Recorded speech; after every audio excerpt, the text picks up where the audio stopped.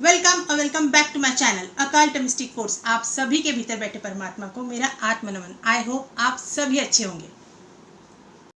आज का टॉपिक ना बहुत ही इंटरेस्टिंग होने वाला है फ्रेंड्स, क्योंकि आज हम बात करेंगे पास्ट लाइफ पर और सोल पर्पस पर। तो प्लीज़ इस वीडियो को बिल्कुल भी स्किप मत कीजिएगा, क्योंकि ये आपके लिए बहुत ही इन्फॉर्मेटिव होने वाला है। इस वीडियो को ना एक पार्ट में बनाना पॉसिबल नहीं था, नहीं तो ये वीडियो बहुत ही लंबी हो जाती। इसलिए मैंने सोचा कि मैं इसे 2 पार्ट में बनाऊंगी, ताकि आप इस वीडियो को बीच में से स्किप करके ना भागे और आपका इंटरेस्ट बना रहे। तो प्लीज़ एंड तक बने रहेगा। तो चलिए स्टार्ट करते हैं। उससे पहले मैं कुछ बातें आपसे जानना चाहूँगी। क्या आपने कभी ये जानने की कोशिश की है या कभी आपके माइंड में ये क्वेश्चन क्लिक किया है that who am I, why am I hear, what am I doing here? क्या कभी ऐसे क्वेश्चंस आए हैं आपके माइंड में? मुझे बताइए, क्या हम यहाँ पर सिर्फ समय काटने आए हैं, मौज मस्ती करने, पिकनिक मनाने आए हैं, खाएंगे पिएंगे मौज मस्ती करेंगे और निकल लेंगे?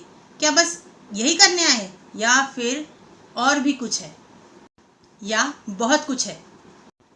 और अगर हम यही सब करने आए हैं तो मतलब यही सब करते करते वापस भी चले जाएंगे, और फिर क्या यही सब करने के लिए दोबारा से वापस आएंगे? सोचिए ज़रा, अगर हम यही सब करते रहे बार बार तो हम इस डेथ और रीबर्थ के साइकिल से कभी फ्री ही नहीं हो पाएंगे। इसी लूप में फंसे रहेंगे अनंत काल तक, क्योंकि हम तो इससे ऊपर कुछ सोच ही नहीं रहे, अपनी कॉन्शियसनेस बढ़ाना ही नहीं चाह रहे। हमारी चेतना का स्तर इतने नीचे है कि वो हमें इन सब से बाहर आने ही नहीं दे रहा है। हम इस कदर इस माया में उलझे पड़े हैं कि हम इस इल्यूजन को ही सच मानकर बैठे हैं। पर मुझे बताइए, आखिर कब तक? कभी तो हमें अपनी चेतना जागृत करनी होगी ना। कभी तो इस माया के चक्रव्यूह को तोड़कर हमें बाहर आना होगा ना। कभी तो अपना स्वार्थ छोड़कर परमार्थ के रास्ते पर चलना होगा ना। आई नो, मेरी ये सारी बातें बहुत से लोगों को बोरिंग लगेगी, और वही कुछ ऐसे लोग भी होंगे यहाँ पर जिनकी कॉन्शियसनेस बढ़ रही होगी और जो मेरी बातों से रिलेट कर पाएंगे, जो इस ट्रांसफॉर्मेशन की प्रोसेस से गो थ्रू कर रहे होंगे। और बहुत से लोगों को ये भी लगेगा कि मैं क्या ही बेकार की बकवास बातें कर रही हूँ। तो जिन लोगों को भी ये फील हो या मेरी बातें बेकार लगे, ये वीडियो उन सब के लिए नहीं है। तो आप इस वीडियो को स्किप करके जा सकते हैं।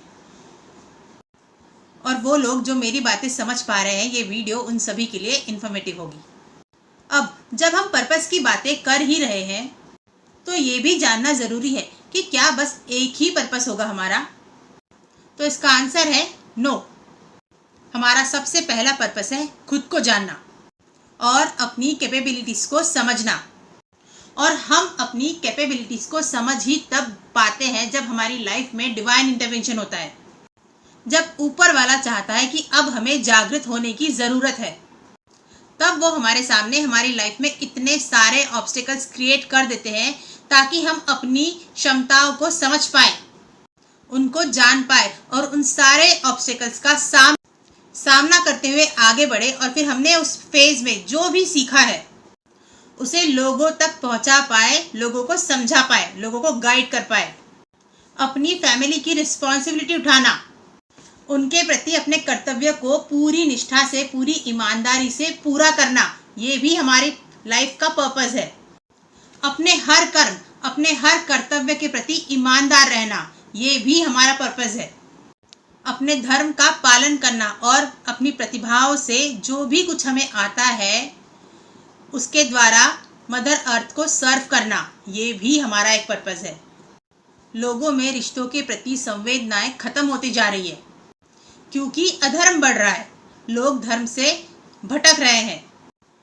और जो अपने धर्म से भटका वो अपनी आत्मा से भी भटका और अपने उद्देश्य से भी भटका, क्योंकि कलयुग है तो अधर्म तो बढ़ना ही है और बढ़ ही रहा है। तो जब अधर्म बढ़ रहा है तो धर्म की रक्षा कैसे होगी? कौन करेगा?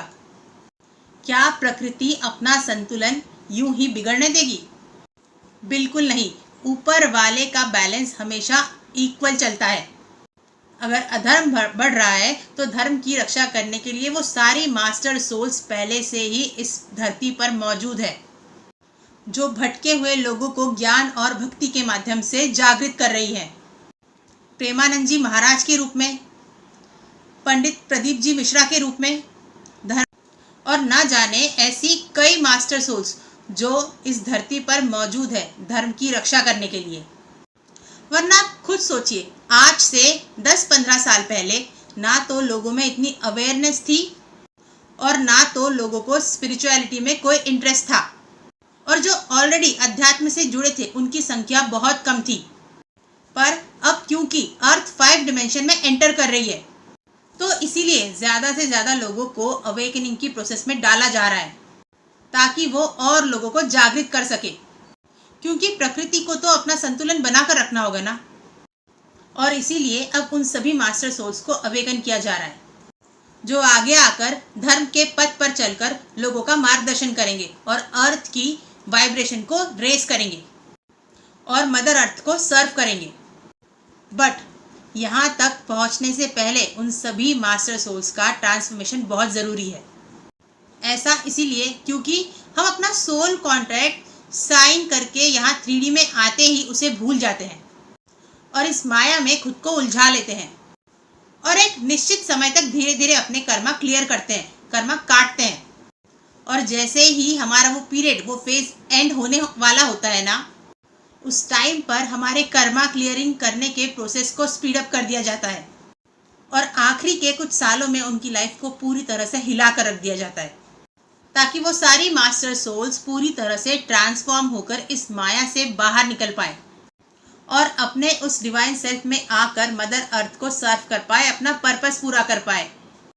और उसके बाद उनकी लाइफ डिवाइन प्लान के अकॉर्डिंग चलने लगती है। उन्हें हर स्टेप पर गाइड किया जाता है, उन्हें उनका पर्पस समझाया जाता है और फिर उनके सामने स्टेप बाय स्टेप सारी चीज़ें धीरे धीरे क्लियर होने लगती है।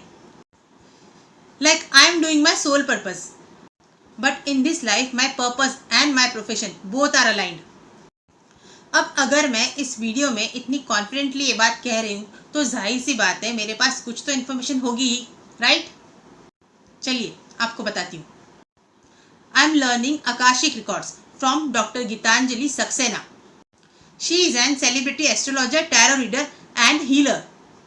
And while learning, I saw my 2 past lives in which I was a priestess, a healer, जिसमें मैं लोगों को हील किया करती थी, उनकी हेल्प किया करती थी. And I was an awakened soul. And I was happily married, but me and my family died in a war. और इस वजह से मैं अपनी उस लाइफ में अपना पर्पस पूरा नहीं कर पाई. और मुझे आकाशिक रिकॉर्ड्स सीखते हुए ये भी पता चला कि हम यहाँ पर जो पर्पस लेकर आते हैं वो हम अपनी कई लाइफ में पहले भी कर चुके होते हैं और इसीलिए हम सर्टन चीज़ों से जल्दी कनेक्ट हो जाते हैं. अब क्योंकि हम अवेयर नहीं होते, हमारी चेतना जागृत नहीं होती, इसीलिए हम ये सारी चीज़ें समझ नहीं पाते. आपने कभी ऑब्जर्व किया है कि क्यों कुछ लोगों से हम सडन कनेक्शन फील करते हैं जबकि हम उनसे पहली बार मिल रहे होते हैं, फिर भी हमें ऐसा फील होता है कि हम इनसे पहले कभी मिल चुके हैं. क्यों अनजाने चेहरे, अनजानी जगह जानी पहचानी लगती है? क्योंकि हमारी आत्मा इस धरती पर कई बार जन्म ले चुकी होती है, उन लोगों से कई जन्मों में मिल चुकी होती है और इसीलिए जब वो चेहरे हमारे सामने आते हैं, वो लोग या वो जगह हमारे सामने आती है तो हमारी सोल उस दूसरी सोल को पहचान जाती है और उनसे हमें सडन कनेक्शन फील होने लगता है.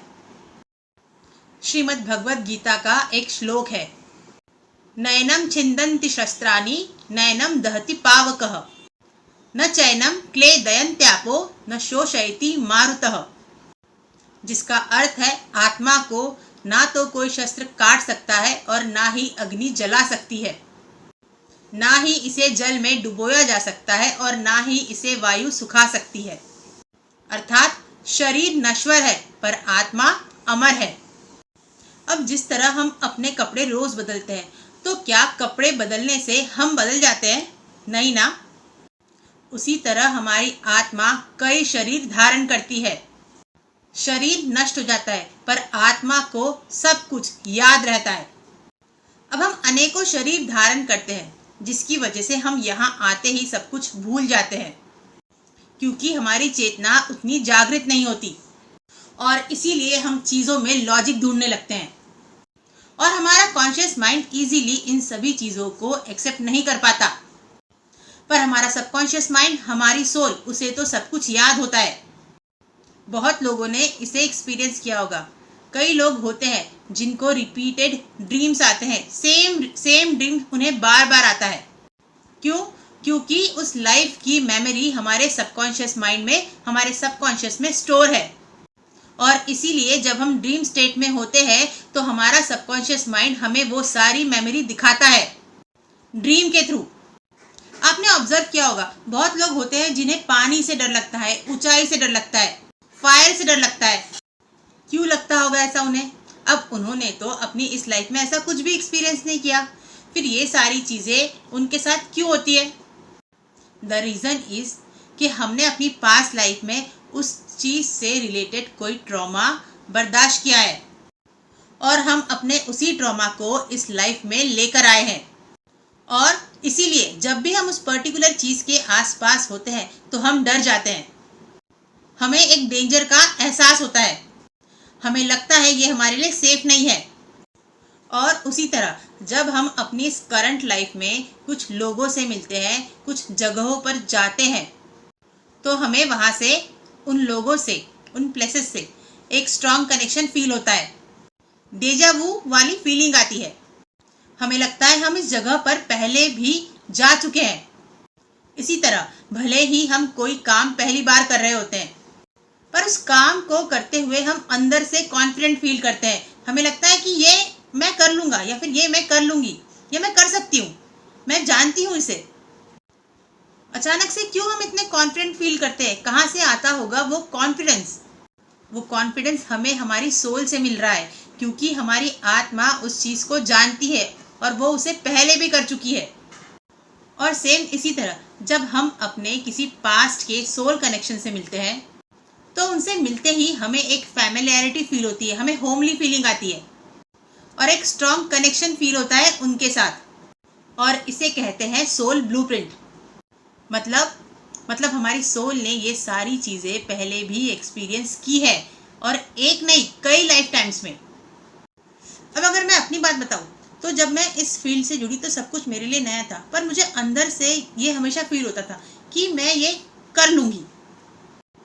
और इस बात का आंसर अब मेरे पास है क्योंकि मेरी सोल अपनी कई लाइफ टाइम्स में ये सारी चीज़ें एक्सपीरियंस कर चुकी है और इसीलिए मैं यहाँ पर आपके सामने बैठकर ये सारी बातें इतने कॉन्फिडेंटली रख पा रही हूँ। अब आपसे एक बहुत ही इंटरेस्टिंग केस हिस्ट्री शेयर करती हूँ जो हमारे मेंटर ने हमें सेशंस के वक्त बताई थी। तो देयर वॉज अ कपल जिनकी शादी को 21 साल हो चुके थे। The wife was very devoted, very loyal for her husband. वो अपने हस्बैंड की सारी चीज़ों का ख्याल रखती थी। अब शादी के कुछ साल तक सब कुछ ठीक था, उनके बच्चे भी थे, पर कुछ टाइम बाद हस्बैंड को अचानक से वाइफ पर गुस्सा आने लगा बात बात पर, जबकि वाइफ की कोई गलती नहीं होती थी। पर हस्बैंड ना अपने वाइफ को देखते ही गुस्सा हो जाता था, उस पर चीखने लगता था, चिल्लाने लगता था, हर बात पर उस पर गुस्सा करने लगता था। अब पहले की स्त्रियों में बहुत सहनशीलता होती थी जो अब की औरतों में बिल्कुल नहीं है। तो वो बेचारी लेडी सब झेल रही थी अपने हस्बैंड के बिहेवियर को, उसके इस सडन चेंज को वो टॉलरेट किए जा रही थी।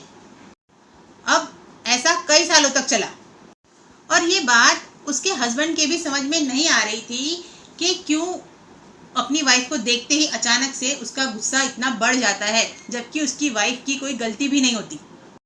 क्यों उसका बिहेवियर अपनी वाइफ को लेकर चेंज होता जा रहा है, ये उसे भी समझ में नहीं आ रहा था। उसे ये फील होता था कि मेरी वाइफ मेरे लिए इतनी डिवोटेड है, मेरा ख्याल रखती है, मुझे बर्दाश्त करती है, फिर भी मैं ऐसा बिहेव क्यों कर रहा हूँ उसके साथ। उन्होंने बहुत लोगों से काउंसलिंग ली पर फिर भी कुछ पता नहीं चला, ना ही हस्बैंड के बिहेवियर में कोई फर्क पड़ा। फिर उन्हें किसी ने पास्ट लाइफ रिग्रेशन करवाने की एडवाइस दी।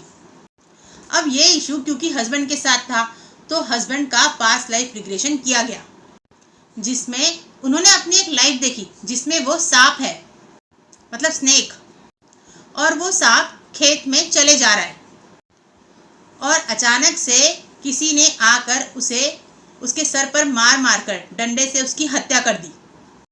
अब वो सोल जो सर्प योनि में थी, उसके मन में ये प्रश्न था कि मैंने तो किसी का कुछ नहीं बिगाड़ा, तो फिर मुझे ऐसी मौत क्यों मिली। और मरते वक्त बदला लेने का भाव उस सोल के अंदर था। अब जब उसका रीबर्थ इस लाइफ में हुआ तो वो एक मेल बॉडी में था और उस लाइफ में जिसने उसे मारा था वो और कोई नहीं, उसकी करंट लाइफ की वाइफ थी। उसके उस कर्मा के कारण वो दोनों सोल कर्म बंधन में बंध गई और वो कर्म क्लियर करवाने के लिए इस बर्थ में उन्हें फिर से मिलाया गया। तो शादी के कुछ साल के बाद उस सर्प की सोल ने इस सोल को पहचान लिया, क्योंकि उसका वो पास्ट लाइफ ट्रॉमा ट्रिगर हो गया। और उस दूसरी सोल ने, जिसने इस लाइफ में उसकी वाइफ बनकर जन्म लिया था, उसे अपना कर्म भोगना था इतने साल तक, जो उसने भोगा भी। अब जब इतने सालों तक उस वाइफ ने अपना कर्म भोग लिया तो पास्ट लाइफ रिग्रेशन के थ्रू उन्हें उनके इस प्रश्न का आंसर मिल गया। जब उन्हें ये सब पता लगा तो उस दूसरी सोल की, मतलब उसके हस्बैंड की हीलिंग की गई। कुछ महीनों तक उनके सेशंस लिए गए और उस वाइफ को फॉरगिवनेस प्रेयर दी गई और तब जाकर कुछ महीनों बाद वो व्यक्ति इस ट्रॉमा बॉन्ड से फ्री हो पाया। और इस तरह के कई केसेस हैं, पर क्या हम उन्हें जानने के लिए, उन्हें समझने के लिए तैयार हैं? इसीलिए कहते हैं कि कई चीज़ों पर लॉजिक नहीं लगाना चाहिए, क्योंकि लॉजिक से परे भी बहुत कुछ है जो हम सब की समझ से बाहर है। इसीलिए अपनी कॉन्शियसनेस का लेवल बढ़ाइए, अपनी चेतना को जागृत कीजिए, ताकि आप चीज़ों को डीपली समझ पाए, ना कि सिर्फ लॉजिक से।